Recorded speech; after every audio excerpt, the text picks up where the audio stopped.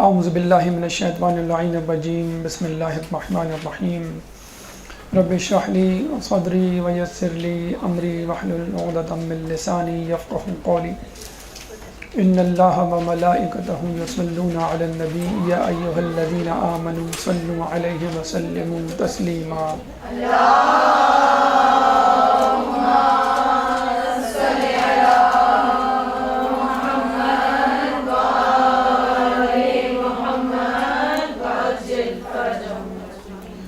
ماہ رجب ہمارے ساتھ اپنی سعادتوں کو لیے ہوئے جاری و ساری ہے،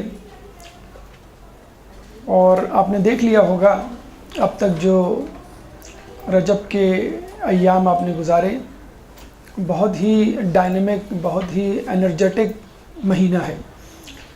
ابھی آپ عمل داؤد سے فارغ ہوئے ہوں گے۔ اس سے پہلے ولادت اور شہادت کی تواریخ، اور آئندہ بھی ولادت اور شہادت کی تواریخ جو ہے ہماری منتظر ہے۔ اس مہینے میں یوں تو خوشخبریاں زیادہ ہیں اور غم و حزن کے دن کم ہیں، لیکن بہرحال جو تواریخ شہادت کے حوالے سے، وفات کے حوالے سے اس مہینے میں موجود ہیں، اس میں ایک تاریخ 3 رجب کی امام نقی علیہ السلام کے حوالے سے، اس کے بعد ایک تاریخ جو آج کے دن ہے جناب ابراہیم، وفات کی تاریخ جناب ابراہیم کی، رسول اللہ کے تیسرے صاحبزادے، اور ایک اہم ترین تاریخ 25 رجب جو کہ ہمارے ساتھ میں امام موسیٰ کاظم علیہ السلام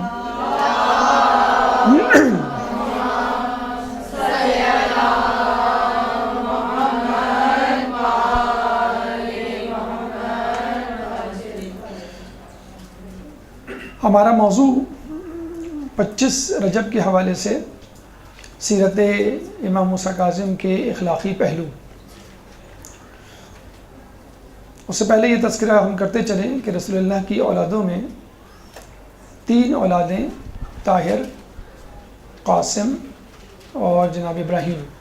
جناب طاہر، جناب قاسم اور جناب ابراہیم 3 اولادیں تھیں، 3 بیٹے تھے۔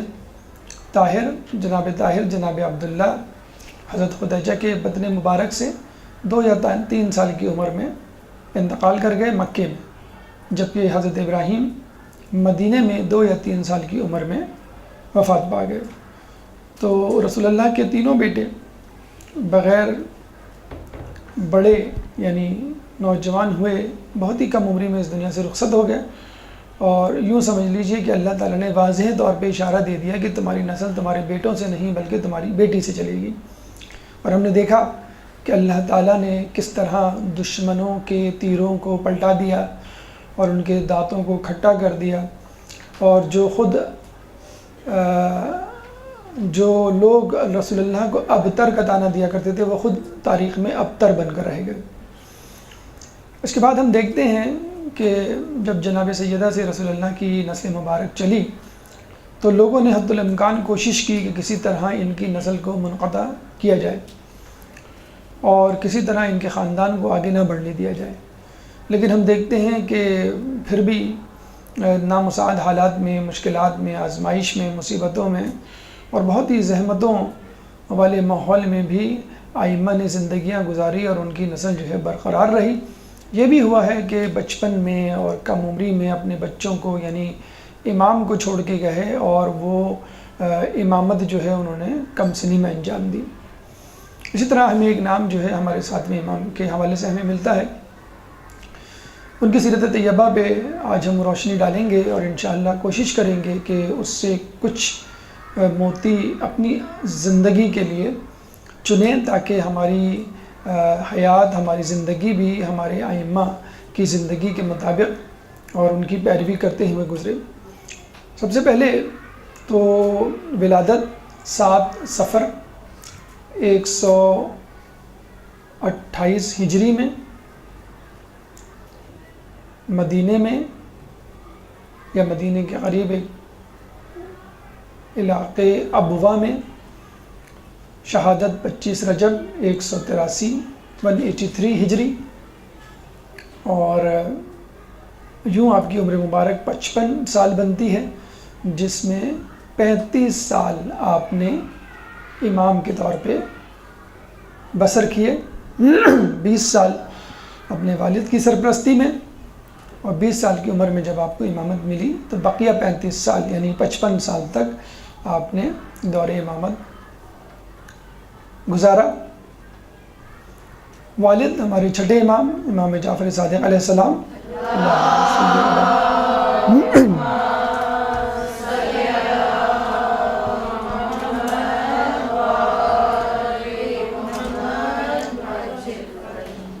والدہ حمیدہ خاتون، اور ان کی جرأت مندی اور بہادری کا نمونہ آپ یوں دیکھ سکتے ہیں کہ جب آپ یعنی 7ویں امام حمیدہ خاتون اپنی والدہ کے بطن مبارک میں تھے اور 7واں مہینہ تھا حمل کا، تو اس کے باوجود چھٹے امام یعنی آپ کے والد آپ کو حج پہ لے کے گئے، اور واپسی میں مقام ابوا جو کہ مدینے اور مکے کے درمیان کا ایک علاقہ ہے، وہاں پہ آپ کی پیدائش ہوئی، ولادت ہوئی۔ آپ یہ دیکھ سکتے ہیں کہ حمل کے دوران بھی تقریباً 2 مہینے اپنے گھر سے دور رہنا، سفر میں رہنا، حج جیسی مشکل ترین عبادت کو جو کہ مشقت اور محنت سے آراستہ ہے، عبارت ہے، اس کو انجام دینا، اور سفر ہی میں واپسی پر امام کی ولادت ہونا، واقعی ایک بہت جرأت مندانہ فیصلہ ہے، قدم ہے، یا بہت ہی بہادری سے زندگی گزارنے کا ایک ہنر ہے۔ آپ کے بہن بھائیوں میں جو اہم ترین ہمیں شخصیت ملتی ہے وہ جناب اسماعیل کی، جو کہ چھٹے امام کے سب سے بڑے صاحبزادے تھے اور تقوی پرہیزگاری میں بہت آگے تھے، اور لوگوں کو یہ شک ہو چلا تھا کہ شاید چھٹے امام کے بعد امام جو ہیں وہ اسماعیل بنیں گے، لیکن اللہ تعالیٰ کی حجت لوگوں پہ بہت واضح طور پہ آشکار ہوئی، اور خود چھٹے امام کی زندگی میں جناب اسماعیل ان کے بڑے بیٹے کا انتقال ہوا، اور چھٹے امام نے باقاعدہ ان کی میت کو، ان کے جسد خاکی کو، جسد مبارک کو اپنے سامنے رکھ کے لوگوں کو مخاطب کر کے کہا تھا کہ دیکھو جس طرح امامت کے معاملے میں اسماعیل کے حوالے سے حجت اللہ تعالیٰ نے تمام کی ہے، اتنی واضح حجت کبھی تمام نہیں ہوئی، یعنی جس امام کا جو کہ امام ہونے والا ہے اگر اس کا انتقال پہلے ہو جائے تو وہ امام ہو ہی نہیں سکتا، اور یہ تو امام ہونے والے ہی نہیں تھے، امام تو 7ویں امام کو، امام موسیٰ کاظم کو بننا تھا، لیکن پھر بھی لوگوں کو شک تھا، تو جب ان کا انتقال ہوا چھٹے امام کی زندگی میں تو بالکل واضح ہو گیا کہ اگر بننا بھی تھا اگر تو یہ نہیں بن سکے، اور وہاں یہاں تو معاملہ ہی دوسرا تھا کہ بننا ہی نہیں تھا۔ خیر، لیکن جو فتنہ ڈالنے والے تھے اور جو کمزور العقیدہ تھے، انہوں نے جو ہے اسماعیل کو، جناب اسماعیل کو اپنا امام سمجھے رکھا، حالانکہ وہ اس تہمت سے بہت دور تھے، حالانکہ متقی پرہیزگار شخص تھے، اور ہمیں یہ روایتوں میں بھی ملتا ہے کہ وہ اکثر سفر میں اپنے والد کے ہمراہ ہوتے تھے، اور نجف اشرف جب انہوں نے سفر کیا تو جناب اسماعیل سے یہ کہا حرم امیر المومنین کے پاس کھڑے ہو کر کہ تم جو ہے امیر المومنین کی زیارت پڑھو۔ جب انہوں نے زیارت ختم کی تو کہا کہ اب تم اپنے جد امام حسین علیہ السلام کی زیارت پڑھو۔ انہوں نے کہا کہ امام حسین تو کربلا میں دفن ہے۔ انہوں نے کہا کہ جب قافلہ اسیروں کا یہاں سے گزر رہا تھا تو ہمارے ایک چاہنے والے نے امام حسین کا سر اقدس امیر المومنین کی قبر مبارک کے قریب دفنا دیا تھا۔ اب وہ راس الحسین نامی جو مقام ہے وہ ابھی بھی حرم امیر المومنین میں موجود ہے، جہاں پہ لوگ امام حسین کی زیارت پڑھتے ہیں۔ تو جناب اسماعیل چھٹے امام کے ساتھ تھے، جناب اسماعیل زیارت متقی اور پرہیزگاری میں بالکل نابغہ روزگار تھے، لیکن لوگوں نے غلط طور پہ ان کو امام مشہور کر دیا، اور پھر یہ انشاءاللہ بھی ہم آگے دیکھیں گے کس طرح کہ ان کی اولاد میں سے ایک شخص نے باقاعدہ امام کو قتل کرنے کی سازش بھی کی، 7ویں امام کو، اسی حسد میں، اور وہ ان کی شہادت کا سبب بھی بنا وہ شخص۔ بہرحال اس کے بعد ہم آگے چلتے ہیں، ولادہ اسم کے حوالے سے آ جائیں۔ آپ کا نام موسیٰ تھا، نہ جانے اللہ تعالیٰ کی کیا حکمت تھی، لیکن جو بظاہر علماء اعلام نے حکمتیں اپنی کتابوں میں درج کی ہیں وہ یہ کہ گویا خدا یہ بتلانا چاہتا تھا کہ ایک موسیٰ نبی تھا، ایک موسیٰ نبیوں میں سے تھا جس کو غضبان کے نام سے قرآن نے یاد کیا ہے، یعنی غصہ کرنے والے، غضب کرنے والے۔ اور آپ نے دیکھا ہوگا جب موسیٰ علیہ السلام کوہ طور سے واپس آئے اور پتہ چلا کہ ہارون علیہ السلام نے جو ہے ان کو ایک بری خبر سنائی کہ بہت سارے لوگ جو ہیں وہ آپ کی تبلیغات کو، آپ کے احکامات کو چھوڑ کر منحرف ہو گئے ہیں، اور اب وہ آپ کے خدا پہ اب یقین نہیں رکھتے، انہوں نے بچڑے کو خدا بنا لیا۔ تو انہوں نے جو ہے ہارون کو سینے پہ ہاتھ مار کے دھکا دیا اور غصے میں کہا کہ تم نے ایسا نہیں کیوں کرنے دیا؟ انہوں نے کہا کہ میں مجبور تھا، مجھے جو ہے مجھ میں اتنی طاقت نہیں تھی، نہ میرے پاس اتنے لوگ تھے۔ بہرحال موسیٰ علیہ السلام کو اللہ تعالیٰ نے قرآن میں غصے والا ایک جسے کہتے ہیں ایگریسو شخصیت کے طور پہ متعارف کروایا ہے، لیکن یہ موسیٰ یعنی ہمارے امام، ساتویں امام موسیٰ کاظم اتنے زیادہ، اللہم صلی علی محمد وعلی محمد،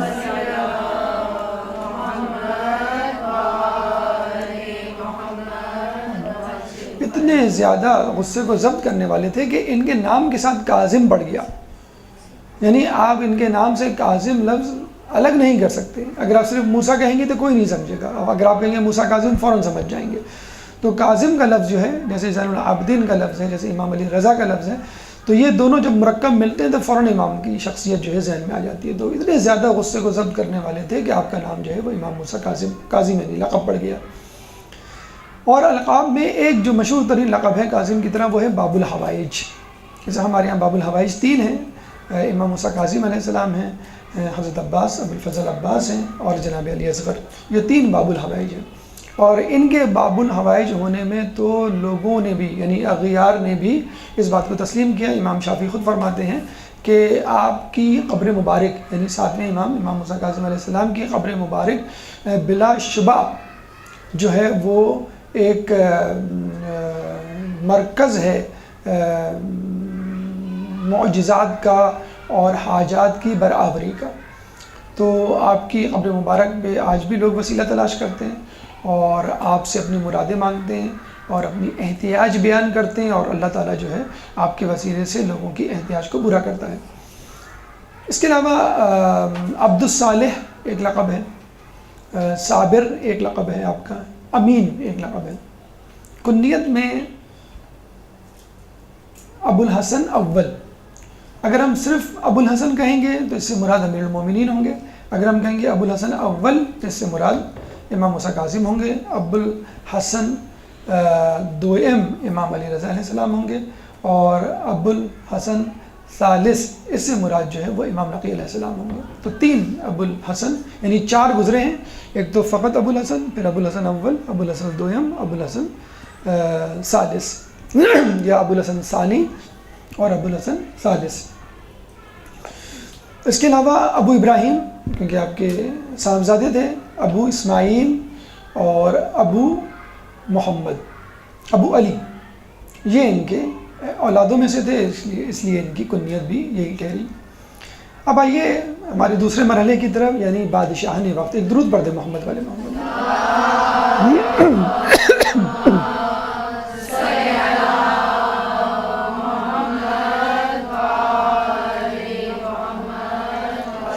آپ کے دور میں آخری بادشاہ مروانی شاہ کا مروان حمار تھا، انتہائی بے وقوف، انتہائی عیاش اور اتنا زیادہ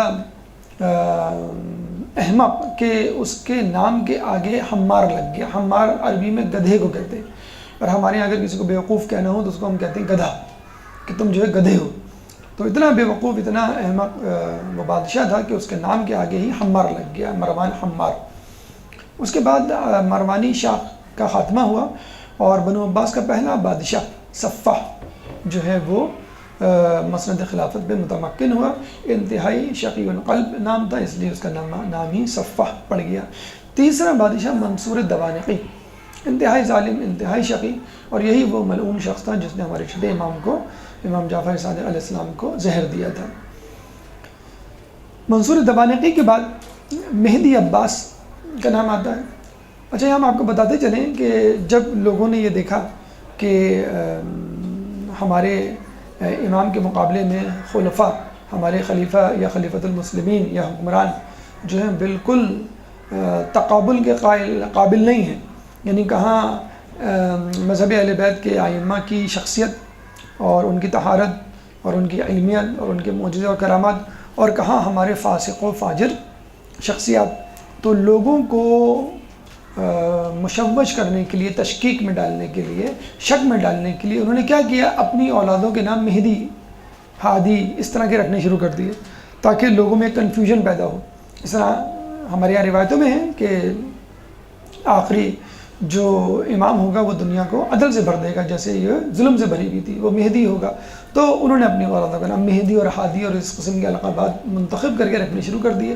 مہدی عباس ایک بادشاہ ان کا گزرا، بنو عباس کا، 10 سال تک اس نے حکومت کی. انتہائی جابر شخصیت تھا، اور کہتے ہیں کہ اس نے ایک دفعہ جو ہے وہ امام موسیٰ کاظم علیہ السلام کو قتل کرنے کی سازش بھی کی تھی. لیکن جب اس نے ان کو قید میں ڈالا تو اسی رات امیر المومنین اس کے خواب میں آئے اور اس کو تنبیہ کی، ڈرایا دھمکایا. پھر کہیں جا کے اس نے فوراً دوسرے دن اٹھ کر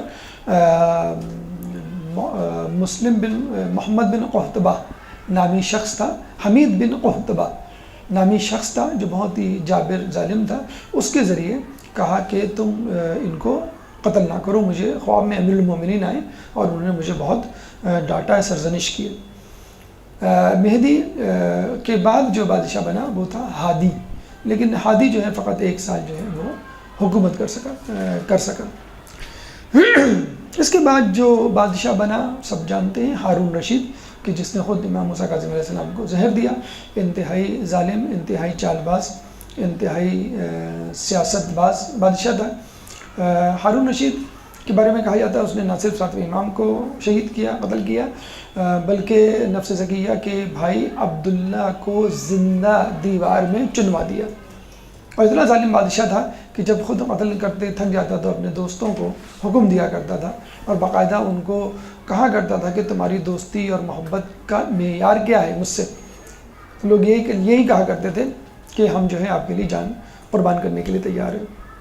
تو ہارون رشید کا ایک دوست تھا حمید بن قحطبہ. حمید بن قحطبہ کے بارے میں ملتا ہے کہ اس کا ایک دوست ایک دفعہ اس سے ملنے کے لیے آیا. تو وہ ماہ رمضان تھا اور دوپہر کا وقت تھا اور وہ کھانے پہ بیٹھا ہوا تھا. تو حمید بن قحطبہ، اچھا اس زمانے میں آپ جتنے ظالم ہوں، اہل بیت پہ جتنا ظلم کرتے ہوں، لیکن نماز روزے کے سب پابند ہوا کرتے تھے، کیونکہ اس زمانے میں نماز روزہ ایک فیشن تھا. مطلب فیشن کہتا ہے کہ جو یہ نہیں کرے گا وہ عام عوام سے کٹ جائے گا. آج کل تو الٹا معاملہ ہے، لیکن اس زمانے میں ایسا نہیں تھا. داڑھی رکھنا، حجاب کرنا، نماز پڑھنا، روزہ رکھنا، یہ سب اسٹریم لائن فیچرز کہلاتے تھے اپنے آپ کو اپ ٹو ڈیٹ رکھنے کے لیے. بلکہ یہ بھی ہوا کرتا تھا کہ جو غیر مسلم ہوتے تھے وہ بھی اپنی وضاقتہ جو ہے مسلمانوں کی سی بنا لیا کرتے تھے. آج کل تو الٹا معاملہ ہے کہ مسلمان جو ہے اپنی وضاقتہ جو ہے، اپنی شکل و صورت جو ہے وہ غیر مسلموں جیسی بناتے ہیں تاکہ آپ کو غیر مسلموں میں ایڈجسٹ کرنے میں آسانی ہو. لیکن اس زمانے میں ایسا نہیں تھا. اس زمانے میں تو اسلام عروج پہ تھا. خوشحالی جو ہے وہ بغداد اور عرب علاقوں کے جو ہے وہ قدم چوم رہی تھی. تو لوگ جو ہے اپنے آپ کو مسلمان ظاہر کرتے تھے اور بہت سارے لوگ تو جان بوجھ کے مسلمان ہو جاتے تھے تاکہ ٹیکس یعنی جزیہ سے بچ سکے. تو اس زمانے میں ایک عام آدمی بھی بھرپور طور پہ اسلام پہ عمل کرتا ہوا نظر آتا تھا.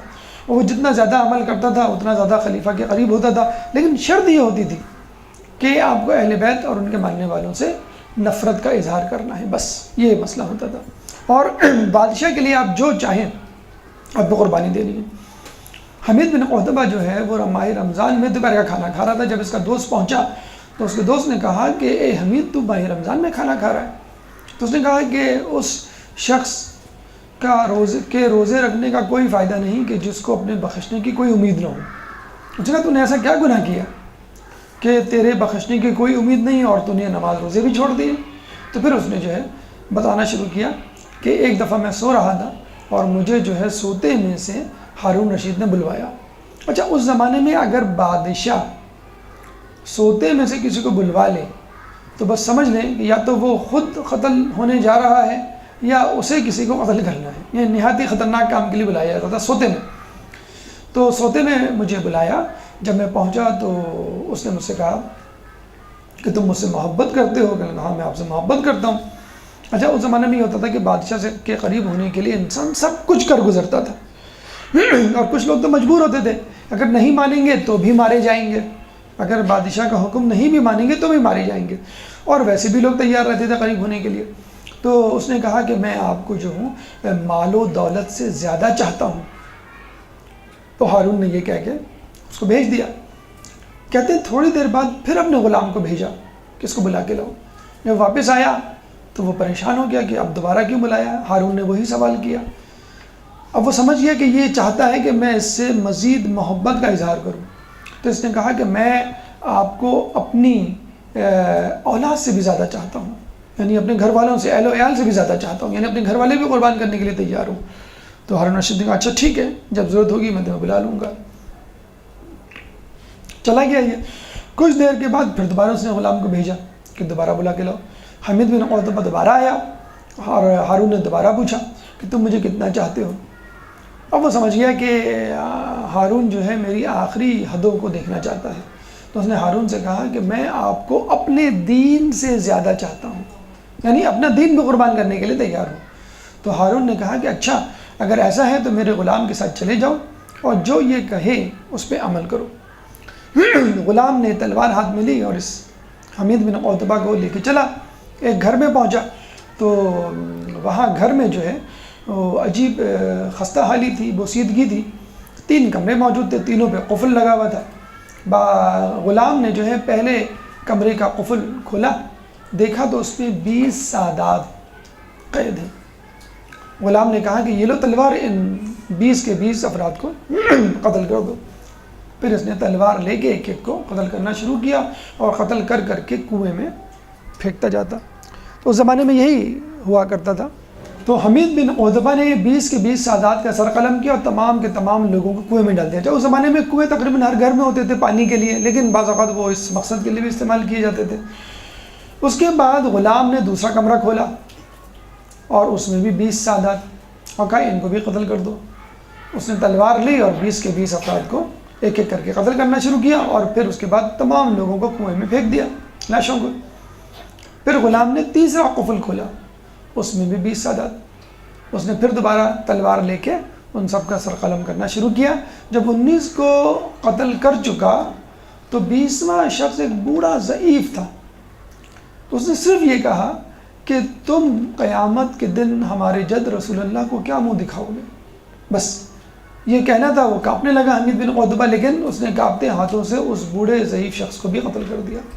اور اس کے بعد، اور وہ دن تھا اور آج کا دن، یعنی حمید بن عتبہ کہتا ہے کہ اس کے بعد سے مجھ میں بالکل جو ہے امید کی کرن ختم ہو گئی میرے اندر کہ میں بخشا جاؤں گا۔ تو وہ دن ہے اور آج کا دن ہے، نہ میں نماز پڑھتا ہوں، میں نہ روزہ رکھتا ہوں۔ تو یہ وہ حمید بن عتبہ تھا کہ جس نے اپنی آخرت جو ہے برباد کر دی بادشاہ کے لیے، اور اسی کو جو ہے وہ مہدی عباس نے جو ہے وہ حکم دیا تھا اور پھر بعد میں حکم واپس لے لیا تھا۔ تو ہارون رشید انتہائی ظالم بادشاہ تھا، خود کئی لوگوں کا قاتل تھا۔ اس کے علاوہ زکیہ، نفس زکیہ کے بھائی عبداللہ کو زندہ زندان میں، دیوار میں، محل کی دیوار میں چنوا دیا تھا۔ اس کے علاوہ حمید بن عتبہ کے ذریعے 60 افراد کے قتل کا ذمہ دار۔ اس کے علاوہ انتہائی ظالم اور شقی امام مظلوم کی قبر مبارک پہ بیری کا درخت ہوا کرتا تھا، ایک سایہ دار درخت۔ ویسے بھی سایہ دار درخت جو ہے بہت اچھا سمجھا جاتا ہے، اسے کٹوانے والے کو، کاٹنے والے کو بہت برا بھلا کہا جاتا ہے کہ اگر یہ پھل نہیں دے رہا تو کم از کم سایہ دے رہا ہے، اپنے نیچے بیٹھنے والوں کو آرام اور سستانے کے لیے ایک جگہ فراہم کر رہا ہے۔ بیری کا درخت، حالانکہ بیری کے درخت کی باقاعدہ حدیث موجود ہے کہ بیری کا درخت کٹوانے والے پر اللہ کی لعنت، یعنی بیری کا درخت اتنا زیادہ رسول اللہ کو پسند تھا، اور باقاعدہ حدیث ہے کہ اس کو کاٹنے والے پہ، کٹوانے والے پہ اللہ کی لعنت۔ علم دوست تاریخ میں مشہور تو ہے، لیکن علم دوستی جو ہے فقط اپنے ذاتی مفاد کے لیے استعمال کیا کرتا تھا۔ اپنی باپ کی مدخولہ کنیز سے جب اس نے نکاح کیا اور لوگوں نے روکا تو اس نے فوراً جو ہے وہ اپنے زر خرید علماء سے جو ہے رابطہ کیا، تو انہوں نے کہا کہ کنیز کی گواہی جو ہے وہ قابل قبول نہیں، تو آپ اسے نکاح کر سکتے۔ اسی طرح ایک کنیز سے بغیر عدت کے جب نکاح کیا، لوگوں نے روکا تو اس نے پھر دوبارہ فتویٰ جو ہے وہ خریدنے کی کوشش کی، تو فتویٰ ملا کہ آپ اس کو اپنے بیٹے کو ہبہ کر دیں اور اپنے بیٹے کو کہیں کہ وہ آپ کو ہبہ کر دیں، ہبہ کرنے کی صورت میں عدت نہیں ہوا کرتی۔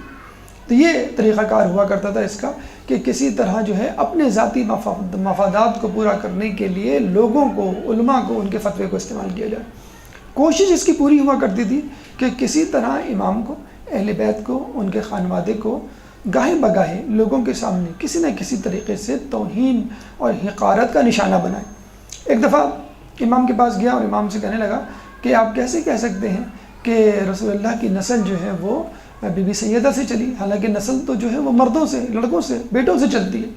تو آپ نے جواب دیا کہ اگر نسل بیٹوں ہی سے چلا کرتی تو عیسیٰ علیہ السلام اپنی ماں کے وسیلے سے ابراہیم علیہ السلام کی اولاد کیسے ٹھہرے، اور جس طرح عیسیٰ علیہ السلام اپنے ماں کے وسیلے سے اولاد ٹھہرائے جا سکتے ہیں ابراہیم علیہ السلام کی نسل سے، تو ہم بھی جو ہے رسول اللہ کی نسل سے ایک درود پڑھ دیں۔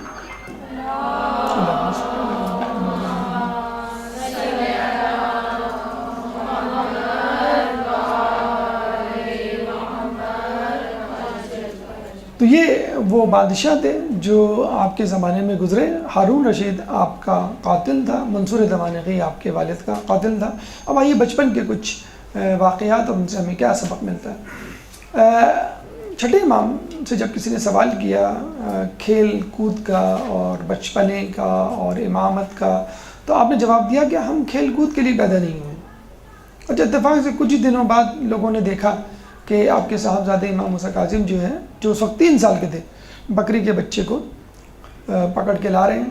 تو لوگوں نے، جو کمزور العقیدہ افراد تھے، ان کو ایک موقع ہاتھ آ گیا کہ بھئی آپ تو کہا کرتے تھے کہ امام جو ہے وہ کھیل کود کے لیے نہیں پیدا ہوئے، آپ کے صاحبزادے کیا کر رہے ہیں؟ تو جب وہ قریب آئے تو پتہ چلا وہ بکری کے بچے کو اشارہ کر رہے ہیں زمین کی طرف کہہ کے کہ تم سجدہ کیوں نہیں کرتی؟ یعنی اگر امام کسی جانور سے کھیل بھی رہا ہے تو دیکھا جائے تو وہ کھیل میں ان کو دین سکھا رہا ہے۔ جیسے ہم بچوں کو کھیل میں میتھمیٹکس کروا رہے ہوتے ہیں، کھیل میں جو ہے ان کو سائنس پڑھا رہے ہوتے ہیں، تو ہمارے امام بھی دیکھا جائے تو لگ رہا ہوتا تھا لہو و لعب اور تفریح میں مشغول ہے، لیکن اس کے ذریعے لوگوں کو دین اور تبلیغات کا جو ہے وہ وسیلہ بنا رہے تھے اس کھیل کو۔ یا یوں کہہ لیجئے اس کھیل میں، اگر اس کو کھیل کہا جائے، وہ بتلانا چاہ رہے تھے کہ ہم تو جانور کا شرک جو ہے وہ برداشت نہیں کر سکتے، تو انسانوں کے اندر شرک کیوں کر برداشت کریں گے؟ جب ہم چاہتے ہیں کہ جانور تک جو ہے اللہ کے حضور سجدہ کرے، تو ہم یہ بھی چاہیں گے ہمارے چاہنے والے اور مسلمان اور مومنین جو ہیں وہ بھی اللہ کو سجدہ کریں۔ اور ہمارے یہاں امام کو پڑھانے کی ضرورت نہیں ہوتی، ہمارے یہاں امام کے لیے علم حادث نہیں ہوا کرتا کہ خاص عمر تک پہنچے گا تو اس کو علم ملے گا۔ جیسے ہمارے یہاں خود علماء اکرام ہوتے ہیں، وہ ایک خاص حوزے کا ایک امتحان پاس کریں گے، خاص کتاب پڑھیں گے، خاص عمر میں وہ عالم بنیں گے۔ تو ہمارے ائمہ کے لیے نہیں ہوتے، ان کے یہاں جو علم ہوتا ہے وہ علم لدنی ہوتا ہے، مطلب اللہ کی طرف سے الہام کردہ ہوتا ہے، ان کو کسی سے پڑھنے لکھنے سیکھنے کی ضرورت نہیں ہوتی۔ تو یہ بھی بحث عبث ہے کہ وہ جوانی میں علم حاصل کریں گے، ادھیڑ میں یا بچپن میں، وہ ہمیشہ سے عالم ہوتے ہیں۔ چنانچہ ان کی عمر فقط 5 سال تھی کہ جب جو ہے 5ویں اور چھٹے امام کے شاگرد امام ابو حنیفہ آئے اور آپ سے، یعنی چھٹے امام سے مسئلہ جبر و تقدیر، مسئلہ جبر و تفویض پوچھا، جس کا تذکرہ ہم نے پہلے بھی کیا تھا۔ جبر یعنی زندگی مکمل طور پہ کمپلشن ہے، ایک جبر ہے، مجبوری ہے، آپ کچھ نہیں کر سکتے، اور تفویض کیا ہے؟ آپ کو آزادی ہے، آپ جو چاہیں کریں، کوئی آپ کو نہیں روک سکتا، خدا نخواستہ خدا بھی نہیں روک سکتا، خدا نخواستہ آپ کی تقدیر بھی آپ کو نہیں روک سکتی۔ تو امام نے یہ کہا تھا لا جبرا ولا تفویض ولکن امرا بین الامرین، کہ زندگی نہ تو جبر ہے اور نہ ہی تفویض ہے، یہ تو ان دونوں کے درمیان کی چیز ہے۔ تو یہی جواب جو ہے ہمارے ساتویں امام موسیٰ کاظم علیہ السلام نے بھی دیا، فقط ان کی عمر اس وقت 5 سال تھی، یعنی اس سے پہلے کہ چھٹے امام اس سوال کا جواب دیتے، ساتویں امام نے جو اس وقت 5 سال کی عمر کے تھے جواب دیا۔ تو لوگوں کو بتلا دیا کہ ہماری فہم و فراست 3 سال اور 5 سال میں بھی وہی ہے کہ جو لوگوں کی ایک بڑی عمر زانو تلمس طے کرنے کے بعد بھی نہیں ہوتی۔ اسی طرح امام ابو حنیفہ ہی نے آپ سے ایک دفعہ سوال کیا، جب وہ نماز پڑھ رہے تھے ایسی جگہ پہ جہاں لوگ آگے سے آگے آ جا رہے تھے، تو آپ سے سوال کیا کہ آپ ایسی جگہ نماز کیوں پڑھ رہے ہیں جہاں لوگ آ جا رہے ہیں، آپ کے اور اللہ کے درمیان ایک رابطہ ہے وہ منقطع ہو رہا ہے، وہ ٹوٹ رہا ہے، وہ کمزور پڑ رہا ہے۔ تو انہوں نے کہا امام کا اشارہ جو ہے قرآن کی آیت کی طرح تھے کہ انا نحن اقرب حبل الورید، کہ ہم جو ہے تمہاری رگے جان سے بھی زیادہ، کیروٹیڈ آرٹری جسے کہتے ہیں، رگے جان سے بھی زیادہ قریب ہیں۔ تو امام نے کہا کہ جب میرا خدا میری رگے جان سے بھی زیادہ قریب ہے تو کوئی شخص میرے اور خدا کے درمیان کیسے حائل ہو سکتا ہے؟ تو ہماری امام کی نمازوں میں نہ تو کوئی خارجی انسان حائل ہو سکتا ہے، نہ ہی کوئی خارجی تیر۔ آپ نے دیکھا تھا نا کہ امام امیر المومنین کو جب تیر لگا تھا اور نکالنے لگے تھے تو انہوں نے کہا کہ ابھی نہ نکالو، مجھے نماز پڑھنے دو۔ جب نماز پڑھنی شروع کی اور جب تیر نکالا گیا ان کو پتہ بھی نہ چلا۔ تو اس کا مطلب ہے کہ خارجی امور ہمارے چوتھے امام سے ہمیں ملتا ہے پانچویں امام سے، کہ جب وہ نماز پڑھنے کھڑے ہوئے تو دیکھا جو ہے وہاں پہ ان کا بیٹا جو ہے وہ جل رہا ہے اور امام کو پتہ بھی نہیں چلا۔ اسی طرح گھر میں ایک دفعہ بیٹا جو ہے کنویں میں گرا ہوا ہے، اسی طرح گھر میں آگ لگی تو ان کو اس کا بھی ہوش نہیں تھا۔ تو جب امام یا کوئی شخص اللہ سے قریب ہوتا ہے تو اس کو دنیا و ما فیہا کی کوئی خبر نہیں ہوتی۔ امام کے بچپن کے تیور دیکھ کر، یعنی جیسے ہم کہتے ہیں نا کہ بھئی یہ بچہ جو ہے بڑا ہو کے سائنسدان بنے گا، یہ بچہ جو ہے وہ بڑا ہو کے ڈاکٹر بنے گا یا انجینئر بنے گا یا فلاسفر بنے گا، کیونکہ بچپن سے کچھ نشانیاں، کچھ علامات ظاہر ہو جاتی ہیں۔ تو اسی طرح امام کو دیکھ کے اس زمانے کے لوگ پہچان گئے تھے کہ یہ بہت دور رس اور دانشور قسم کی شخصیت بننے والے ہیں۔ تو بادشاہ کو بھی احساس ہو گیا تھا کہ جو 3 سال میں بکری کو سجدہ کرنے کا کہے، جو 5 سال میں جبر و تفویض کا مسئلے کو حل کرے، جو بچپنے میں جو ہے اپنے آپ کو اور اللہ تعالیٰ کو اتنا قریب تر کر دے اپنے آپ کو اللہ تعالیٰ سے کہ کوئی اور اس کے درمیان حائل نہ ہو سکے، تو یقیناً یہ بڑا ہو کر اتنی اہم شخصیت بن سکتا ہے کہ لوگ اس کے ارد گرد جمع ہو جائیں، ہو سکتا ہے خود یہ ہماری خلافت میں رکاوٹ بن جائے، چنانچہ اس کو گرفتار کر لیا جائے، اس کو قتل کر دیا جائے۔ تو جیسے ہی ہمارے چھٹے امام کا انتقال ہوتا ہے، ان کی شہادت ہوتی ہے، فوراً بادشاہ مدینہ کے حاکم سلیمان کو کہتا ہے کہ اس بچے کو گرفتار کر کے لیا۔ نہیں، بلکہ یہ نہیں کہتا ہے، وہ یہ کہتا ہے کہ چھٹے امام کا جو وصی ہے اس کو گرفتار کر کے لیا، یعنی ان کا جو جانشین ہے یا ان کے بعد جو ہے جن کو انہوں نے اپنے امور تفویض کیے ہیں اس کو پکڑ کے لیا ہو۔ تو ظاہر سی بات ہے اس زمانے میں یہی ہوا کرتا تھا کہ جو بیٹا ہوا کرتا تھا اس کو امور تفویض کیے جاتے تھے، اور امام نے بتلا بھی دیا تھا کہ ہمارا امام جو ہے وہ شہادت سے پہلے بتلا دیا کرتا ہے کہ میرے بعد امام کون ہوگا۔ تو لوگوں نے کہا کہ آپ ان کی وصیت پڑھ لیں، جس کو بھی انہوں نے وصی بنایا ہوگا وہ جو ہے آپ اس کو گرفتار کر کے لے جائیں اگر آپ سمجھتے ہیں وہ آپ کی راہ میں رکاوٹ بننے والا ہے۔ تو جب وصیت کھولی گئی تو پتہ چلا کہ ہمارے چھٹے امام نے اپنے بعد اپنے امور کا نگران 5 لوگوں کو بنایا تھا، جس میں سب سے پہلا نام کس کا تھا؟ خود منصور دوانقی کا تھا، منصور دوانقی کا تھا، جس نے قتل کروایا تھا چھٹے امام کو۔ پہلا نام منصور دوانقی کا تھا، اور وہ کس طرح اپنے آپ کو قتل کر لے۔ پھر دوسرا نام سلیمان حاکم مدینہ، جو خود جو گرفتار کرنے کے لیے آیا تھا، جو حاکم مدینہ تھا، اس کا نام تھا، وہ اس کو کیسے قتل کروا دے۔ پھر تیسرا نام ابو الافتح، جو ان کے بیٹے تھے چھٹے امام کے، ان کا تھا۔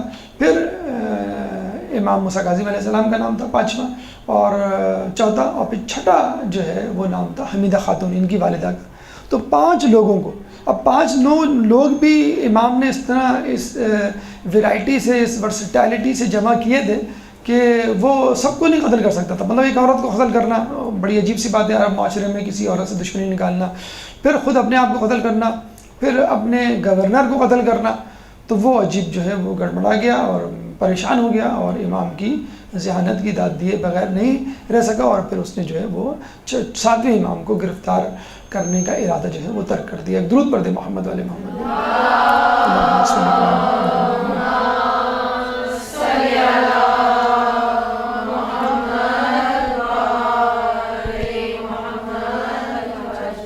ہر امام کے دور میں ان کی زندگی سے متعلق مختلف امور مد نظر رکھے گئے ہیں اور مخصوص حالات رہے ہیں، اور ہر امام ان مخصوص حالات کے پیش نظر اس پس منظر میں پہچانا گیا ہے۔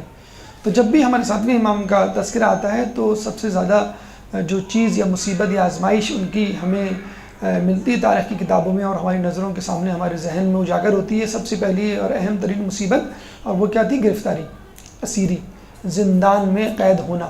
14 سال زندان میں قید رہے اور بہت ہی بدتر جیل میں قید رہے، لیکن آپ یہ دیکھیے کہ 7ویں امام کی زندگی میں جب بھی ہم واقعات سناتے ہیں تو زیادہ تر واقعات زندان کے واقعات ہوتے ہیں۔ حالانکہ دیکھا جائے ہم میں سے کسی کو زندان میں ڈال دیا جائے تو ہم یہ کہیں گے بھائی ہمارا ٹائم ویسٹ ہو رہا ہے، اگر ہم کسی طرح یہاں سے نکل کھڑے ہوں تو پھر ہم لوگوں کے لیے کچھ کر سکتے ہیں، ہم جو ہے وہ لوگوں کی تبلیغات کر سکتے ہیں، ان کے دین کو ٹھیک کر سکتے ہیں، اپنا پیغام پہنچا سکتے ہیں۔ لیکن امام اپنے کام میں لگے رہتے تھے۔ ہمارے ائمہ کا کام کیا ہوتا تھا؟ اللہ کو راضی رکھنا، اس کی اطاعت کرنا اور عبادت کرنا۔ تو کچھ لوگ کہتے ہیں کہ 3 مرتبہ گرفتار کیا، کوئی کہتا ہے کہ 2 مرتبہ گرفتار کیا۔ بہرحال پہلی مرتبہ جو گرفتاری امام کی عمل میں آئی وہ اس طرح آئی کہ ہارون رشید جو ہے وہ مدینے میں تھا اور قبر رسول پہ تھا، قبر رسول پہ امام موسیٰ کاظم بھی موجود تھے۔ تو ہارون رشید نے اپنی رشتہ داری جتلانے کے لیے بلند آواز سے رسول اللہ کی قبر کی طرف دیکھ کر جو ہے وہ پکارنا چاہا، یا ابن العم، یعنی میرے چچا کے بیٹے۔ حضرت عباس کی نسل سے، جو حضرت عباس رسول اللہ کے چچا تھے، ان کی نسل سے بنو عباس تھی۔ نعرہ تو یہی لگایا تھا کہ ہم جو ہیں وہ ہم جو ہیں اہل بیت پر مظالم کا بدلہ لینے آئے، لیکن جب وہ آ گئے مسند خلافت میں تو بھول گئے۔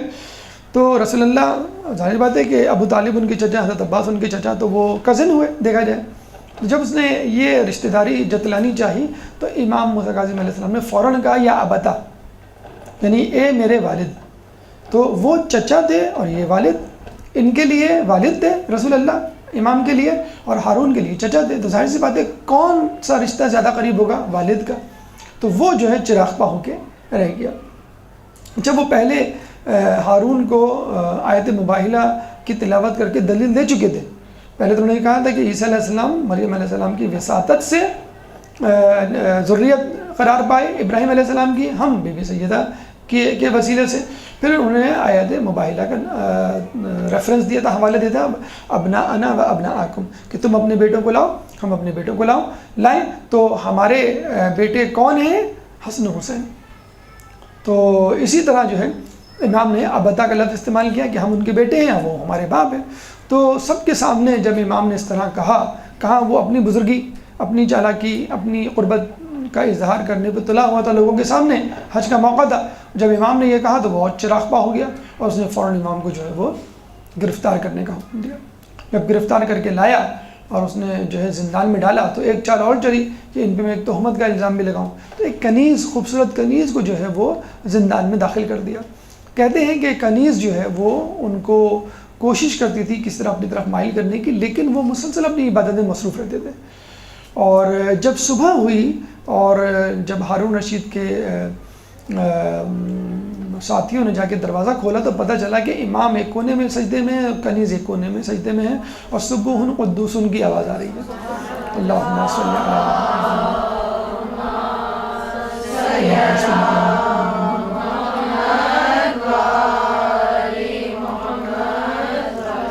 کہتے ہیں ہارون نے جب کنیز کو طلب کیا اور اس سے پوچھا کہ میں نے تو تجھے امام کو ورغلانے کے لیے بھیجا تھا، تو خود جو ہے وہ امام کے طریقے پر آ گئی۔ تو اس کنیز نے کہا میں کیا کروں کہ جب میں گئی اور میں نے امام کی طرف دیکھا تو امام کے پیچھے ان کے پس منظر میں مجھے باغات نظر آئے، باغات میں بہت ساری خوبصورت عورتیں نظر آئیں، اور انہوں نے مجھ سے برملا کہا کہ تو یہاں سے چلی جا، ہم ان کی خدمت کے لیے کافی ہیں۔ اور اتنی زیادہ عبادت امام کیا کرتے تھے کہ عبادت کے علاوہ ان کو کسی چیز سے سروکار ہی نہیں تھا، چنانچہ میرا دل بھی جو ہے خود بخود عبادت کی طرف مائل ہو گیا۔ کہتے ہیں کہ امام ہارون رشید نے دوبارہ اس کو زندان میں ڈلوا دیا کہ اگر اس کو میں باہر نکالوں گا تو یہ امام کی معجزات اور کرامات کی باتیں لوگوں کو بتائے گی اور یہ جو ہے امام اور زیادہ مشہور ہو جائیں گے۔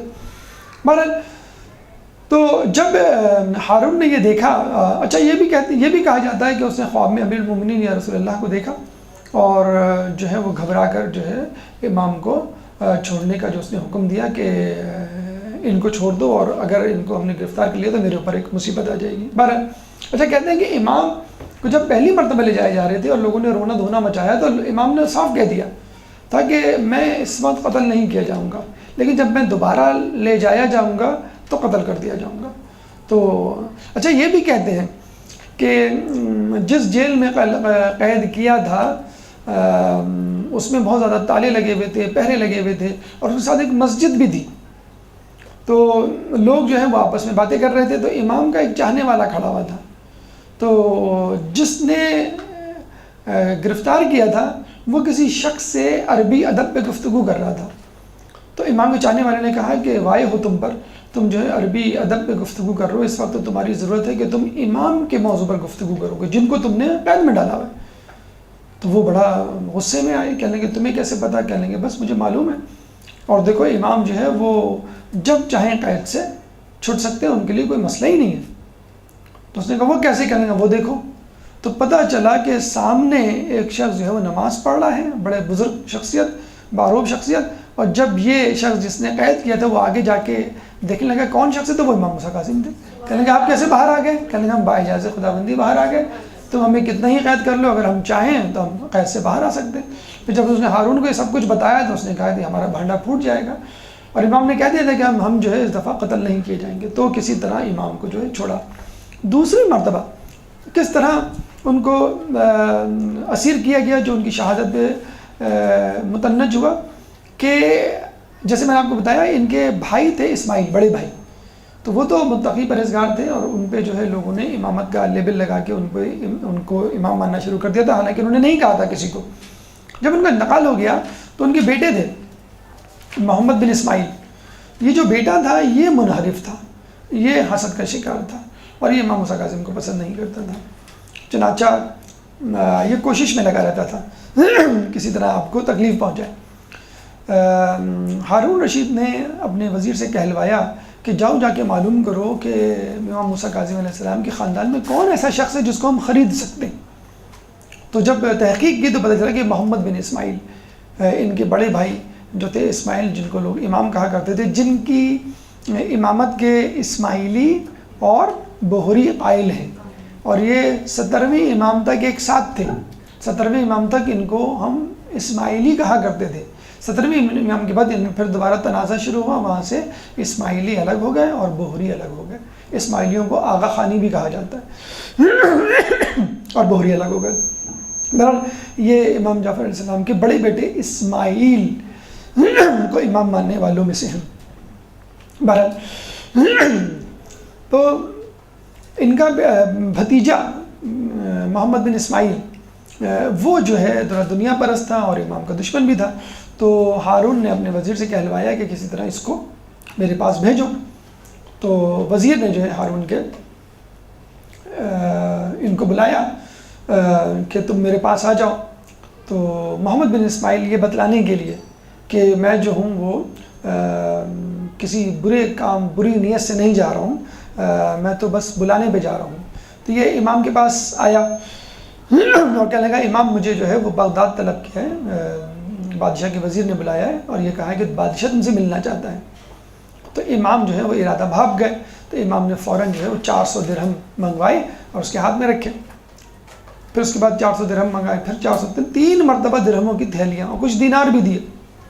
امام موسیٰ کاظم علیہ السلام کے بارے میں کہا جاتا ہے کہ اگر کوئی شخص امام کے پاس جاتا اور امام کچھ دیتے اور پھر وہ کہیں اور کسی سے مانگتا ہوا نظر آتا تو لوگ کہتے کہ ارے عجیب شخص ہے کہ تجھ کو تو امام موسیٰ کاظم نے دیا ہے، اس کے بعد بھی لوگوں سے مانگ رہا ہے۔ اتنا زیادہ لوگوں کو وہ عطا کیا کرتے تھے۔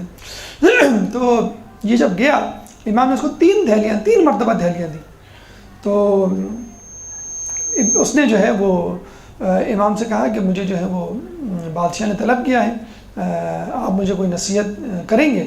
تو امام نے کہا کہ دیکھ، اپنے ہاتھوں کو ہمارے خون سے رنگین نہ کرنا اور ہمارے بچوں کو یتیم نہ کرنا۔ تو اس نے کہا نہیں آپ یہ کیسی بات کر رہے ہیں، میں ایسا جو ہوں کبھی بھی نہیں کر سکتا۔ تو اس نے کہا، امام نے پھر دوبارہ یہی جملہ دہرایا کہ اپنے ہاتھوں کو ہمارے خون سے رنگین نہ کرنا۔ جب وہ چلا گیا تو لوگوں نے پوچھا کہ آپ جب سمجھتے ہیں کہ آپ کا قاتل ہے یا ہوگا تو آپ نے اس کو کیوں نوازا؟ انہوں نے کہا کہ یہ قطع رحمی کرنے پہ تو تلا ہوا تھا، ہم صلح رحمی پہ تلے ہوئے تھے تاکہ ہم لوگوں کو بتا سکیں اور اس پہ حجت تمام کر سکیں۔ دوسرا یہ کہ یہی جو ہے وہ میرا قاتل بنے گا اور میرے اپنے ہاتھوں کو میرے خون سے جو ہے وہ رنگین کرے گا۔ خیر یہ چلا گیا باجی ہارون رشید کے پاس، تو اس نے کہا کہ بھئی سناؤ حال احوال کیا ہیں؟ ابھی اپنے نمبر بڑھانے کے لیے بادشاہ سے تحفے تحائف لینے کے لیے، پیسہ درم و دینار لینے کے لیے فوراً کیا جملہ کہتا ہے کہ مجھے سمجھ میں نہیں آتا کہ اس سلطنت میں 2 خلیفہ کیسے؟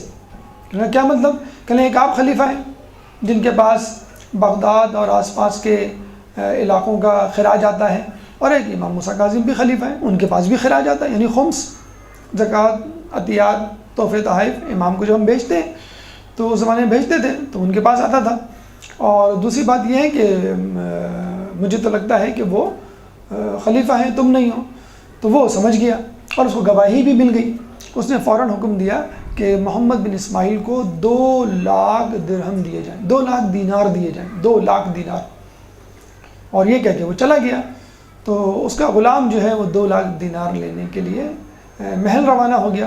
تو کہتے ہیں کہ اس کو پیٹ میں مموڑ اٹھا، یہ بیت الخلاء گیا، وہاں پہ اس کو اتنی زبردست پیچش ہوئی کہ ساری تڑیاں، انٹسٹائن، آنتیں باہر آ گئی۔ اور جب بادشاہ کا غلام 2 لاکھ دینار لے کر آیا تو یہ بستر مرگ پہ پڑا ہوا تھا، اور جب اس کو تھیلیاں پکڑوا رہا تھا تو یہ محمد بن اسماعیل کہہ رہا تھا کہ اب کیا فائدہ، اب تو میں آخری سانسیں لے رہا ہوں، اور یہ کہتے ہوئے وہ مر گیا۔ یعنی اس کو 2 لاکھ دینار کام نہیں آئے، اور اس کا جو ہے وہ وقت آخر بھی جو ہے وہ کفر کی حالت، یعنی امام سے بغاوت کی صورت میں ہوا۔ جب ہارون نے یہ سن لیا اور لوگوں سے گواہی بھی طلب کر لی کہ دیکھو میرے خلاف بغاوت ہو رہی ہے، تب اس نے جو ہے امام موسیٰ کاظم کو طلب کیا، ان کو قید خانے میں ڈال دیا۔ اچھا، شخصیت یہ اتنی باروب تھی، اتنی متقی پرہیزگار شخصیت تھی کہ اس کو ہمت نہیں ہوتی تھی خود کچھ کرنے کی۔ تو اس نے کیا کیا کہ بصرے میں اپنے چچا زاد عیسیٰ ابن جعفر کو کہا کہ ان کو تم اپنے قید خانے میں ڈال لو۔ وہ بہت عیاش لہو لعب کا دل دادہ انسان تھا۔ روزانہ رقص و سرور کی محفلیں ہوتی تھیں، موسیقی بجائی جاتی تھی روزانہ۔ امام کہتے تھے کہ وہ دن میرے لیے بہت ہی برے گزرے کہ جو میں نے وہاں گزارے، اور رقص و سرور کی موسیقی کی آوازیں میرے کانوں میں ٹکراتی تھی۔ اچھا، یہ خود یہ خفل ڈالتا تھا، وہاں بیٹھا رہتا تھا، دیکھتا رہتا تھا امام کو، لیکن کچھ دنوں کے بعد جو ہے اس کا رویہ تبدیل ہو گیا۔ کہنے لگے کہ یہ شخص ہر وقت عبادت کرتا رہتا ہے، فجر کے بعد سے جو سجدے میں جاتا ہے تو ظہر کی نماز کے وقت اٹھاتا ہے، پھر ظہر کی نماز کے بعد جو سجدے میں جاتا ہے تو مغربین میں۔ اچھا، کسی نے نعوذ باللہ یہ بھی کہا کہ یہ فجر کے بعد جو سجدے میں جاتے ہیں تو سو جاتے ہیں، تو اگر یہ سو جاتے تو ظہر سے پہلے وضو کرتے، وضو بھی نہیں کرتے، تو اس کا مطلب ہے کہ وضو نہیں ٹوٹا، سوئے بھی نہیں۔ تو اچھا، پھر وہ قریب جا کے سنتا بھی تھا کہ یہ سجدے میں کیا پڑھ رہے ہیں، دعائیں کیا پڑھ رہے ہیں۔ تو اس نے کہا 1 سال گزر گیا، میں نے آج تک ہارون کے خلاف کوئی بد دعا نہیں سنی، اپنے دشمنوں کے خلاف۔ تو جب ہارون نے اپنے چچا زاد عیسیٰ ابن جعفر کو کہا کہ تم اس کو قتل کیوں نہیں کرتے جو میں نے کہا تم کو، کہنے لگا میں کیسے قتل کر دوں، میں نے آج تک اس کی زبان سے آپ کے خلاف، اپنے خلاف، اپنے دشمنوں کے خلاف کوئی بد دعا ہی نہیں سنی، فقط اور فقط اللہ کی حمد و ثنا کرتا رہتا ہے یہ شخص، اور میں اس کو کبھی بھی قتل نہیں کروں گا چاہے تو مجھے قتل کر دے، میں قتل ہونے کے لیے تیار ہوں۔ یعنی اس کا چچا زاد کہہ رہا ہے۔ اب ہارون جو ہے وہ بڑا سٹ پٹایا کہ اب میں کیا کروں، اب میں کس کو کہوں، یہ میرا جو ہے قریبی رشتہ دار تھا۔ اب اس نے جو ہے ایک اور شخص کا انتخاب کیا، فضل بن ربیع، جو بغداد میں ہوا کرتا تھا، اس کی زندان میں ڈالا، اور فضل بن ربیع سے جو ہے وہ لیتا رہا اپڈیٹس۔ لیکن فضل بن ربیع بھی کچھ مہینوں کے بعد، کچھ دنوں کے بعد تبدیل ہو گیا، کہنے لگا نہیں، انتہائی پاک باز، انتہائی جو ہے وہ آپ عبادت گزار شخص ہے، اس کو قتل کرنا تو فضول ہے، اور یہ کسی طرح بھی آپ کی حکومت کے خلاف نہیں ہے۔ ہارون کو جو ڈر تھا وہ کیا ڈر تھا کہ میری حکومت کے خلاف کوئی فوج تیار کر رہے ہیں، کہ نہیں تمہاری حکومت کے خلاف تو ہو ہی نہیں سکتا، یہ تو ہر وقت عبادت میں مشغول رہتا ہے۔ اب ہارون پھر پریشان، اب میں کس کو دوں؟ تو ایک شخص تھا۔ اچھا، اس دوران جو ہے ہارون نے کہتے ہیں کہ 50 کسی سے مشورہ کیا، مجھے کوئی ایسے وہ دلا دو افراد کہ جن کا دین ایمان سے کوئی تعلق نہ ہو۔ جیسے میں نے آپ کو بتایا اس زمانے میں اسلام سے وابستگی، تعلق جوڑنا بہت اچھا سمجھا جاتا تھا، بادشاہ کے قریب بھی ہوتے تھے اور آپ جو ہے وہ درم و دینار بھی آپ کو ملتے تھے، لیکن وہ ظاہری طور پہ نماز روزہ کرنے والے، اہل بیت سے نفرت کرنا ضروری تھا۔ تو کسی نے کہا کہ میرے پاس 50 جنگجو، سپاہی، جاہل اور دیہاتی قسم کے لوگ ہیں جن کو کچھ نہیں پتا، کھانا پینا بس ان کو کھانا، جس جانور ہے جانور کو کھانا پینا دے دو، بس گھوڑا ہے گدھا ہے تو کافی ہے تمہارے لیے۔ تو ہارون نے بلایا ان 50، تو دیکھا بالکل حبشی اور سیاہ فام اور جاہل اور اجڑ گنوار قسم کے، جن کو دین دنیا کا کچھ بھی نہیں پتا تھا۔ تو ہارون نے 2-3 دن تک ان کو خوب کھانا پینا دیا، اور 2-3 دن بعد پوچھتا کہ بھئی تمہارا خدا کون؟ کہیں گے ہمیں نہیں معلوم، کہیں گے تمہارا رسول کون؟ ہمیں نہیں معلوم، کہیں گے یہ تو بہت اچھے لوگ ہیں، اگر میں نے ان کو بھیج دیا قتل کرنے کے لیے تو لوگ ان کو پاگل ہی کہیں گے زیادہ سے زیادہ، ان کا کوئی درم و دینار ہی وہی نہیں ہے، دین درہم۔ تو اس نے جو ہے فوراً بھیجا زندان کی طرف، جاؤ ان 50 افراد کو کہو کہ یہ امام کو قتل کرنے کے لیے ٹوٹ پڑے تلواروں کے ساتھ۔ اب یہ 50 افراد جب زندان میں گئے، اب انتظار کر رہے ہیں کبھی سجدے سے سر اٹھائیں، کب سجدے سے سر اٹھائیں تو ان کا سر قلم کریں یا خدا نخواستہ، تو وہ سجدے میں بڑے دیر بعد سر اٹھایا تو پھر دعا مانگنا شروع۔ تو وہ پریشانی، یہ کیا کر رہی ہے؟ اپنا ڈیفینس، ابھی جنگجو آدمی بھی کسی سے لڑتا ہے تو وہ یہ دیکھتا نہیں میں سامنے والے کو مارنے جا رہا ہوں تو اپنا ڈیفینس تو کرے، وہ اپنا ڈیفینس نہیں، اپنی عبادت میں مشغول۔ تو وہ 50 کے 50 سجدے میں گر گئے۔ اللہم صلی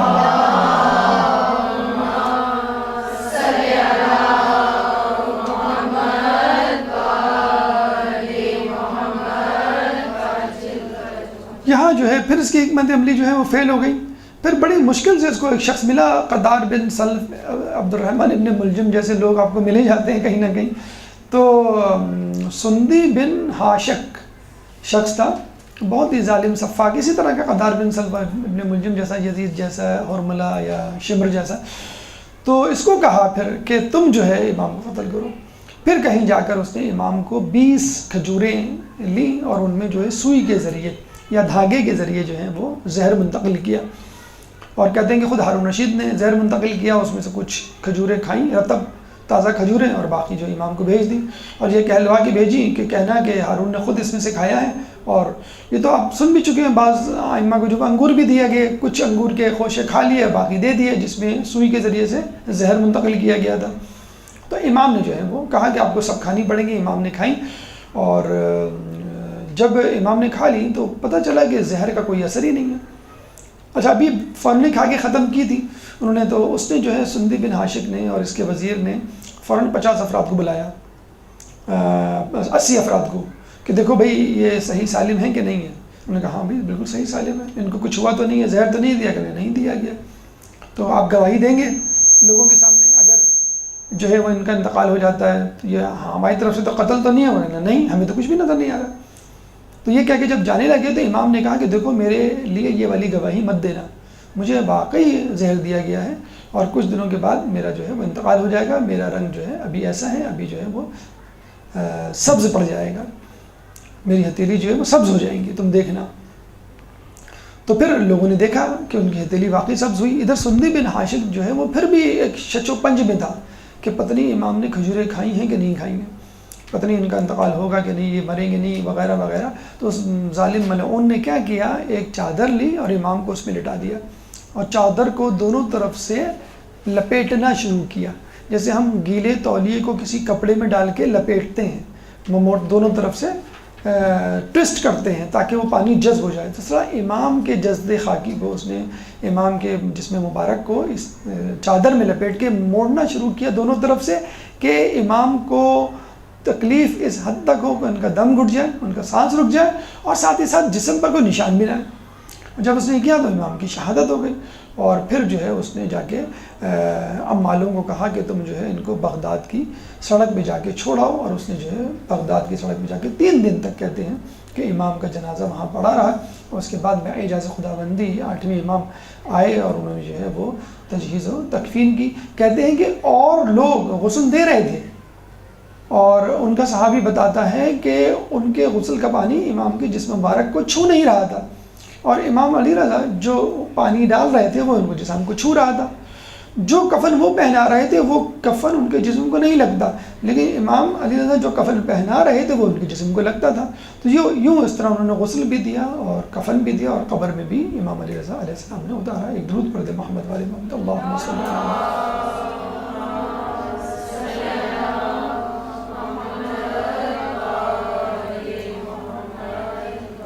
آپ کی اولادوں میں ویسے تو یہ ملتا ہے کہ 18 لڑکے اور 19 لڑکیاں تھیں.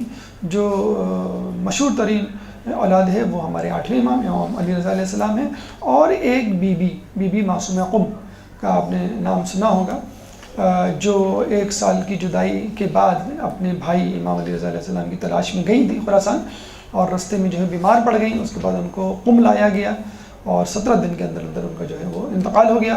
جب انتقال ہوا تو ان کو دفنانے کا مسئلہ درپیش ہوا. ایک بزرگ آگے بڑھے دفنانے کے لیے، تو ایک دم سے دیکھا کہ 2 گھڑ سوار کہیں دور سے آئے ہیں اور انہوں نے جو ہے بی بی معصومہ قم کو دفنا دیا ہے. ان کے اصحاب میں جو ہمیں نام ملتے ہیں وہ علی بن یقطین کے ملتے ہیں، صفوان بن جمال کے ملتے ہیں، ایک بشر حافی اور ایک جو ہے بہلول دانا.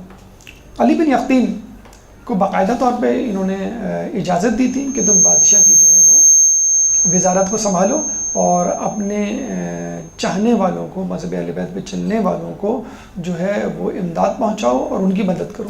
تو علی بن یقطین نے آپ کی جسے کہتے ہیں کہ سرپرستی میں اس عہدے کو قبول کیا، اور جب ان کی مخبری ہوئی کہ علی بن یقطین جو ہے امام کا ساتھی ہے، تو باقاعدہ جو ہے بادشاہ نے پروگرام بنایا کہ کسی طرح میں چھپ کر ان کا وضو چیک کروں گا، کیونکہ نماز تو وہ سب کے ساتھ پڑھتے تھے، وہ تقیہ میں پڑھ سکتے لیکن وضو تو اکیلے میں کرتا ہے. تو اتفاق سے امام نے اسی دن ان کو غیر شیعہ طریقے سے وضو کرنے کا کہا تھا، یعنی پاؤں کو دھونے کا حکم دیا تھا.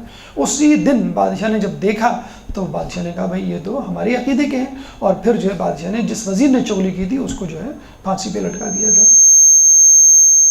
صفوان بن جمال اونٹوں کو کرائے پہ دیتے تھے، بہت زیادہ جسے کہہ لیں آج کل جیسے رینٹ کار جیسے ہوتا ہے، بڑے اچھے ان کے اونٹ تھے کہ بادشاہ تک لیا کرتا تھا. تو جب امام نے کو پتہ چلا تو امام نے اسے کہا کہ تم کیا بادشاہ کے وہ دوست احباب میں سے؟ اس نے کہا نہیں. کہنے کا کیا تم یہ خواہش نہیں رکھتے کہ بادشاہ جب سفر پہ جائے گا تمہاری اونٹ پہ بیٹھ کے تو واپسی میں تم دعا نہیں کرتے کہ وہ صحیح سلامت آئے تاکہ تمہاری اونٹ بھی صحیح سلامت ہو اور تمہیں اس کا کرایہ ملے؟ کہنے کا ہاں. کہنے اس طرح تو تم بادشاہ کی صحت و سلامتی کے لیے دعا گو ہوتے ہو. تو انہوں نے نظریں جھکا کر کہا کہ ہاں لگتا تو ایسے ہی ہے. تو امام نے کہا کہ اس طرح تو تم بادشاہ کے خیر خواہ ہوئے. تو جب یہ سنا تو صفوان بن جمال نے جو ہے وہ بادشاہ کو منع تو نہیں کر سکتا تھا، اس نے کیا کیا اپنے سارے اونٹ جو ہے وہ بیچ دیے. ہارون رشید کو جب پتہ چلا تو غصے میں آ کے اس نے کہا کہ میں چاہتا تھا تو میں قتل کر سکتا تھا، لیکن چونکہ تمہارا میرے ساتھ معاملہ بہت اچھا رہا ہے اس لیے میں تمہیں چھوڑ دیتا ہوں. صفوان بن جمال امام کے اتنے زیادہ قریب تھے کہ ایک دفعہ علی بن یقطین سے ملنے گئے، اور علی بن یقطین جو ہے مصروف تھے کسی کام میں. علی بن یقطین جو ہے جب امام موسیٰ کاظم علیہ السلام کے پاس ملنے کے لیے آئے تو آپ نے ملنے سے انکار کر دیا کہ تم نے صفوان بن جمال سے ملنے سے انکار کر دیا تھا. تو وہ بڑے حیران پریشان ہوئے، کہنے لگے ہاں میں مصروف تھا. کہنے لگے جب تک وہ تم سے راضی نہیں ہوگا ہم تم سے راضی نہیں ہوں گے، خدا بھی تم سے راضی نہیں ہوگا. تو کہتے ہیں اسی وقت جو ہے وہ عراق آئے، صفوان بن جمال سے جو ہے معافی مانگی، بلکہ یہاں تک کہا کہ تم اپنے مٹی زدہ پیر جو ہے ہمارے گال پہ رکھو تاکہ جسے کہتے ہیں نا فنگر پرنٹ، ایک فٹ پرنٹ بن جائے اور میں امام کو جا کے یہ خاک یہ دھول دکھا سکوں. تو پہلے تو انہوں نے جسے کہتے ہیں کہ منع کیا، انہوں نے پھر مجبور کیا گیا تو انہوں نے جو ہے ایسا کیا اور پھر امام کو جا کے بتایا، پھر امام راضی ہوئے. تو آپ نے دیکھا کہ ایک وزیر ہے، منسٹر ہے بادشاہ کے دربار میں، جیسے آج کل کا M N A M P ہے، اور ایک اونٹ بیچنے والا ہے عام بزنس میں، تو امام کو اس کی رضامندی کا کتنا خیال. تو ہمیں بھی جو ہے وہ کسی کے سٹیٹس سے اور کسی کی ویلتھ سے، کسی کے جاہ و جلال سے مرعوب نہیں ہونا چاہیے. اگر مرعوب ہونا ہے تو لوگوں کے تقویٰ پرہیزگاری سے ہو. اس طرح بشر حافی کے بارے میں ملتا ہے. دیکھیں جب انسان کا دل پلٹنا ہو تو کیسے پلٹ جاتا ہے کہ جب اس کی کنیز جو ہے کوڑا ڈالنے آئی باہر تو امام نے اس سے پوچھا، جب دروازہ کھلا تو میوزک کی آواز آئی تو امام نے پوچھا کہ تیرا آقا جو ہے وہ آزاد ہے کہ غلام ہے؟ اس نے کہا غلام کیوں ہوا، وہ تو آزاد ہے. تو امام نے کہا واقعی وہ آزاد لگتا ہے تمام چیزوں سے، مطلب اللہ تعالیٰ کی اس سے بھی غلامی سے بھی آزاد ہے گویا. تو وہ جب گئی اپنے آقا کو بتلانے کے لیے، وہ سمجھ گیا کہ یہ امام ہوں گے یا کوئی بہت بزرگ شخصیت ہے اور یہ بہت گہرا جملہ ہے. کہتے ہیں کہ وہ ننگے پیر جو ہے وہ امام کے پاس دوڑے اور امام سے جو ہے وہ معافی مانگی اور اللہ سے توبہ کی. پھر عمر بھر جو ہے وہ ننگے پیر رہے، اس لیے ان کا نام جو ہے وہ بشر حافی پڑ گیا. ایک صحابی جو ہے وہ بہلول دانہ ہمیں ملتے ہیں کہ جو 2 افراد کے ساتھ امام سے ملنے کے لیے زندان میں. تو امام کا بظاہر رابطہ تو منقطع ہو گیا تھا، لیکن کسی نہ کسی طرح وہ ہدایات تو دے رہے تھے. تو کہتے ہیں کہ انہوں نے ایک ٹھیکری پہ جو ہے اپنا ایک پرچی پہ جو ہے لکھ کے بھیجا اپنا مسئلہ کہ ہم 3 کیا کریں. تو جب وہ پرچہ وہاں گیا، امام کے پاس کچھ لکھنے کے لیے تو تھا نہیں، تو امام نے جو ایک مٹی کی ٹھیکری لی، اس میں ناخن سے یوں جیم کر کے لکھ دیا. جب یہ ٹھیکری باہر گئی مٹی کی، وہ کنکری یا ٹھیکری کہہ لیں جو کچی مٹی کلے کی بنتی ہے، تو اس میں جیم لکھا ہوا تھا. تو ایک شخص نے یہ سمجھا امام کا مطلب ہے جلا وطن جیم سے، تو میں اپنے ملک کو چھوڑ کے چلا جاتا ہوں. وہ اپنے ملک کو چھوڑ کے چلا گیا. یعنی ہمارے مسائل کا حل، شیعوں پہ جو مظالم ہو رہے ہیں اس کا کیا حل ہے، یہ پوچھنے کے لیے انہوں نے اپنا پرچہ اندر پھینکا تھا زندان میں. امام کے پاس تھا نہیں، تو ٹھیکری پہ جیم لکھ دیا. تو جلا وطن اپنے ملک کو چھوڑ کے چلا گیا. دوسرے نے کہا نہیں، اس کا مطلب ہے جبل یعنی پہاڑ. تو وہ دنیا یعنی شہر کو چھوڑ کے پہاڑ پہ چلا گیا اور ہمیشہ کے لیے روپوش ہو گیا اور عابد و زاہد بن گیا، وہیں پہ رہنے لگا، عبادت کرنے لگا. بہلول دانہ نے جیم سے مطلب لیا جنو، یعنی اپنے آپ کو مجنو ظاہر کرو. تو بس اس وقت سے لے کر مرتے دم تک بہلول دانہ نے، حالانکہ کہا جاتا ہارون رشید کا کزن تھا، یہ کزن تھے، امزاد تھے، لیکن اپنے آپ کو جو ہے پاگل اور دیوانہ جو ہے ظاہر کیا کرتے تھے اور لوگوں کو آخر وقت تک شک میں تو رکھا، لیکن آخر وقت تک یقین نہیں ہونے دیا کہ میں جو ہوں وہ دانشور ہوں یا اہل بیت کا جو ہوں وہ ماننے والا ہوں. یعنی اتنی زیادہ فہم و فراست عروج پہ تھی کہ ایک دفعہ بازار میں بیٹھے ہوئے تو کسی نے پوچھا کہ بہلول کیا کر رہے ہو؟ تو انہوں نے کہا کہ میں خدا اور بندے میں مصالحت کروا رہا ہوں. تو کسی نے کہا کہ کیا کچھ نتیجہ نکلا؟ کہنے کہ نہیں. کہنے کیوں؟ کہنے اس لیے نہیں نکلا کہ خدا تو راضی ہے، بندہ راضی نہیں ہے. پھر کچھ دنوں کے بعد بہلول کو قبرستان میں دیکھا. کہا بہلول کیا کر رہے ہو؟ کہنے کہ خدا اور بندے میں مصالحت کروا رہا ہوں. تو کہا کچھ نتیجہ نکلا؟ تو بہلول نے کہا کہ کوئی نتیجہ نہیں نکلا. پوچھنے والے نے پوچھا کیوں؟ کہیں گے اس لیے کہ بندہ تو راضی ہے، اب خدا راضی نہیں ہے. تو ہمیں اگر خدا کو راضی کرنا ہے تو مرنے سے پہلے راضی کر لیں، ورنہ مرنے کے بعد ہم تو راضی کریں گے لیکن خدا جو ہے کبھی بھی راضی نہیں ہوگا. یہ تمام گزارشات مختصر طور پہ، اجمالی طور پہ سیرت امام موسیٰ کاظم علیہ السلام کی آپ کے سامنے پیش کی گئی. اللہ تعالیٰ سے دعا ہے کہ ہمیں امام کی سیرت پہ چلنے کی توفیق عطا فرما، ان کے نقش قدم پر چلنے کی توفیق عطا فرما، اور ہمیں قیامت کے دن اہل بیت کی شفاعت سے بہرہ مند فرما، امام کے ظہور میں تعجیل فرما، اور ہمیں ان کے انصار و اعوان میں شامل فرما. وآخر دعوانا الحمد للہ رب العالمین. برحمتك يا أرحم الراحمين، وصلى الله على محمد وآله الطاهرين.